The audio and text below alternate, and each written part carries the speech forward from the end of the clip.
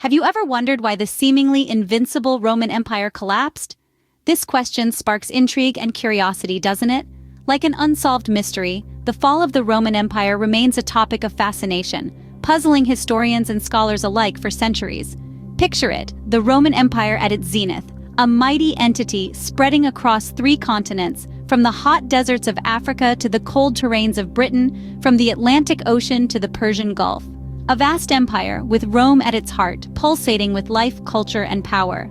It was a civilization that had achieved extraordinary feats, from architectural marvels like the Colosseum and the aqueducts, to a complex legal system that still informs our own today.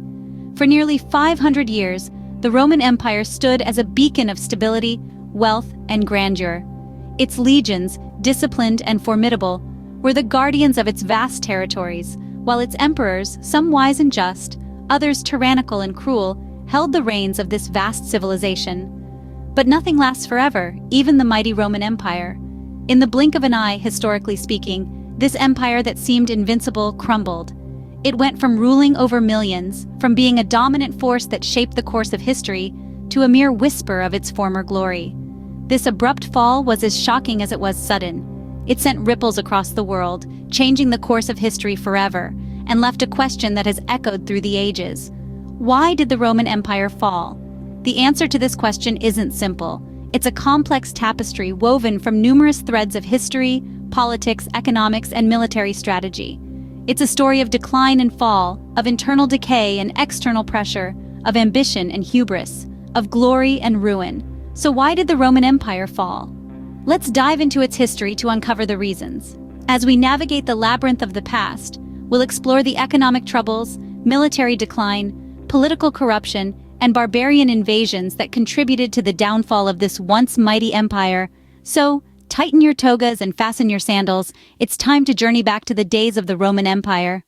The first crack in the Roman Empire emerged from economic troubles. The empire that once boasted its wealth and affluence began to wobble under the weight of its own economic maladies. One of the most pressing problems was the high taxation. To maintain its massive military, build grand structures, and fund lavish lifestyles of the ruling class, Rome's tax system was stretched to its limits. The burden of these high taxes fell upon the common people, grinding them down and sowing seeds of discontent. Then there was the issue of inflation. The devaluation of Roman currency, especially during the 3rd century, created a financial crisis. The empire was producing more coins with less silver content to meet its expenses, causing a significant drop in the value of Roman currency. This rampant inflation led to a rise in prices, making life increasingly difficult for the average Roman citizen. And of course, we cannot overlook the empire's reliance on slave labor. The Roman economy was heavily dependent on slaves, captured from the lands Rome had conquered.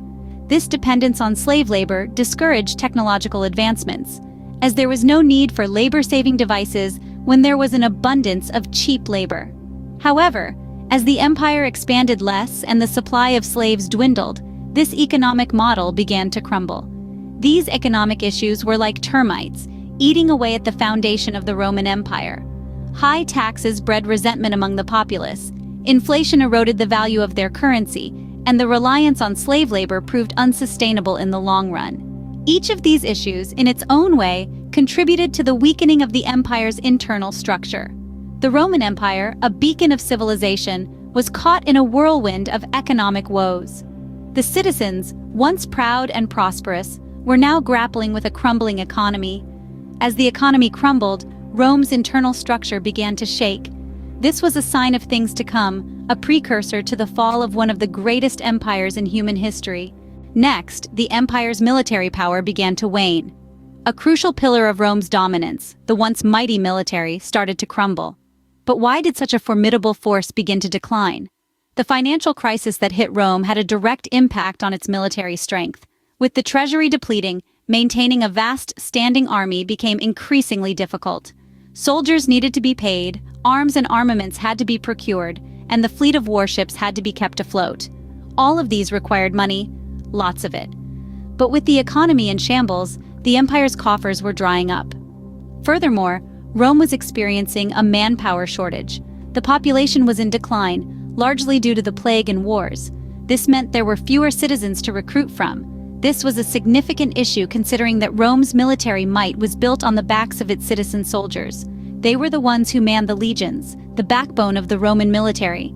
In response to these challenges, Rome started relying heavily on foreign mercenaries. These were soldiers for hire, often from the very barbarian tribes that Rome was fighting against. They were not loyal to Rome, but to the highest bidder. This strategy was a double-edged sword. On one hand, it helped fill the ranks and keep the military machine running. On the other hand, it compromised the integrity and unity of the Roman military. This growing reliance on mercenaries, coupled with the financial crisis and manpower shortage, left the empire extremely vulnerable. The once invincible legions were now a shadow of their former selves. They were less disciplined, less loyal, and less capable. This decline in military power had dire consequences. It left the empire exposed to external threats. The barbarian tribes that once trembled at the sight of Roman legions were now emboldened. They saw an opportunity and seized it. With a weakened military, Rome could no longer defend its vast territories. The stage was set for the fall of the Roman Empire. The rot set in further with rampant political corruption. As the Roman Empire expanded, so too did the scope for corruption. The Roman political system, initially built on principles of shared power and checks and balances, began to crumble under the weight of its own success. The Senate, once a beacon of democratic governance, became a breeding ground for corruption, as politicians vied for control. Power struggles and assassinations became the norm rather than the exception. Ambitious individuals driven by a thirst for power would stop at nothing to climb the political ladder, even if it meant removing their rivals permanently. This led to an environment of fear and insecurity, where trust was a scarce commodity. These political machinations weren't confined to the corridors of power. They had a profound impact on the common people of Rome. The constant power struggles and political instability led to a sense of disillusionment among the public. They became cynical of their leaders, who seemed more interested in their own power games than in the welfare of the people they were supposed to serve. Meanwhile, the emperors, in a bid to maintain their hold on power, often resorted to bribery and patronage. They would bestow favors and high-ranking positions on those who could help them stay in power, often at the expense of more deserving individuals. This practice, known as nepotism, further eroded public trust in the political system. This widespread corruption and the resulting public discontent led to a decline in civic duty. The citizens of Rome, once proud of their civic responsibilities, began to feel disconnected from the political process. They felt their voices were unheard and their concerns unaddressed. The political corruption in the Roman Empire created a vicious cycle of instability and discontent. It undermined the very foundations of the Roman political system, leading to its eventual collapse. The leaders of Rome, in their quest for power, had lost sight of their duty to the people and the state. They had allowed the political system to become a tool for personal gain, rather than a means to govern and serve the people. The political corruption further eroded the empire's stability. The final nail in the coffin was the Barbarian Invasions. A chilling statement, but one that encapsulates the grim fate of the Roman Empire. The once formidable empire, weakened by internal decay, found itself ill-prepared to combat the relentless onslaught of barbarian tribes. Let's rewind and take a closer look. Rome had always had a tumultuous relationship with its barbarian neighbors. These tribes, including the Visigoths, Vandals, and Ostrogoths to name a few, were not part of the empire but were often heavily influenced by it. They lived on the fringes, sometimes peaceful, sometimes not, but always watching and waiting. As Rome's internal issues compounded, the barbarians seized their chance. The Visigoths, led by King Alaric, sacked Rome in 410 AD. This was the first time in nearly 800 years that Rome had fallen to a foreign enemy. A shocking wake-up call, but it was just the beginning. Over the next few decades, other barbarian tribes followed suit. The Vandals, led by King Genseric, sacked Rome again in 455 AD. The Ostrogoths, under King Theodoric, established a kingdom in Italy. And the list goes on. Why couldn't Rome fight back? Well, the empire had grown complacent. Its armies, once the envy of the known world, were now a shadow of their former selves. The political and economic turmoil within the empire had taken a toll on its military might. The barbarians, sensing Rome's weakness, took full advantage. And so, the unstoppable tide of barbarian invasions swept over the Roman Empire, plunging it into chaos and marking the end of an era. The invasions were not the sole cause of Rome's downfall, but they were certainly the most visible sign of an empire in terminal decline. The once mighty Roman Empire fell, overrun by the barbarian hordes, a sobering reminder of the transience of power and a fascinating chapter in our shared human history. So, to summarize, the fall of the Roman Empire was a result of a series of factors.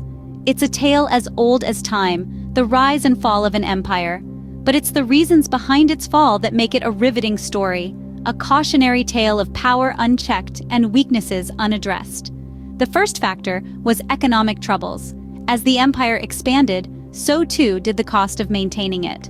The empire's vastness required an extensive network of roads, aqueducts, and other infrastructure. These projects were not cheap, and the empire's coffers were stretched thin. Coupled with this, the empire's reliance on slave labor stunted technological advancement, leaving the empire economically vulnerable. As the supply of slaves dwindled, the Romans found themselves unable to maintain their lifestyle and their economy began to crumble. Next, we saw the military decline. The Roman Empire was once home to the world's most formidable military force. But as the empire expanded, the quality of the military deteriorated. The army became more and more reliant on mercenaries who had little loyalty to the empire. Training standards fell, discipline was lax, and morale was low. The once mighty Roman military was a shadow of its former self, unable to protect the empire from its enemies. Then there was political corruption. The Roman Empire was riddled with it. The Senate was filled with self-serving politicians more interested in their own wealth and power than in the welfare of the empire. The succession of emperors was often marked by violence and bloodshed, with the throne frequently changing hands in quick succession. This instability at the top trickled down, leading to widespread discontent among the populace. Finally, the Barbarian Invasions. The Romans had long had a fraught relationship with the barbarian tribes on their borders. As the empire weakened, these tribes saw an opportunity to strike. The Visigoths, the Vandals, the Ostrogoths, the Huns, these names became synonymous with the fall of the Roman Empire. They invaded, sacked, and eventually overran the once mighty empire. Each of these factors played a significant role in the fall of the Roman Empire, but it was their combination that proved fatal. The economic troubles weakened the empire from within. The military decline left it vulnerable to attack. The political corruption sowed discontent among the populace, and the barbarian invasions were the final blow. It's a tale of a mighty empire brought low by a combination of internal weaknesses and external threats. A tale of a civilization that had reached unprecedented heights, only to fall into decline and eventually collapse. It's a story that has been repeated throughout history, a reminder that no empire, no matter how powerful, is invincible. The fall of the Roman Empire serves as a reminder that even the mightiest can fall when internal weaknesses are exploited by external threats. But what happened after the fall of the Roman Empire? The fall of Rome was not the end of the world, but rather the beginning of an era that would shape the course of history. The immediate aftermath of the empire's fall was the onset of the Dark Ages, a time often associated with cultural and economic decline. Europe entered a period of great turmoil, as the unified rule of the Roman Empire fragmented into numerous warring tribes and kingdoms. This era, however, was not entirely dark. It was a time of transformation, a time of reconfiguration. It was during these so-called Dark Ages that the seeds of the modern nations of Europe were sown. The languages we speak today, the borders we recognize, and the cultures we cherish have their roots in this tumultuous period. The legacy of the Roman Empire, however, did not fade away with its fall. Far from it. Rome's influence can still be seen, felt, and experienced today. Our modern concept of law, for instance, borrows heavily from Roman legal principles. The idea of innocent until proven guilty, that's Roman. The concept of a Senate, also Roman. In the realm of architecture, the Roman influence is unmistakable. From the magnificent domes and arches that grace our skylines to the aqueducts that once brought water to Rome and now inspire our own infrastructure, the architectural genius of the Romans continues to inspire us. And let's not forget the Latin language. Though no longer spoken, it lives on in the languages it birthed, in scientific nomenclature, and in the mottos of many institutions. Even in our calendar, we find the legacy of Rome. The 12-month year, the 7-day week, these are all gifts from the Romans. So, while the Roman Empire may have fallen, its influence continues to echo throughout history.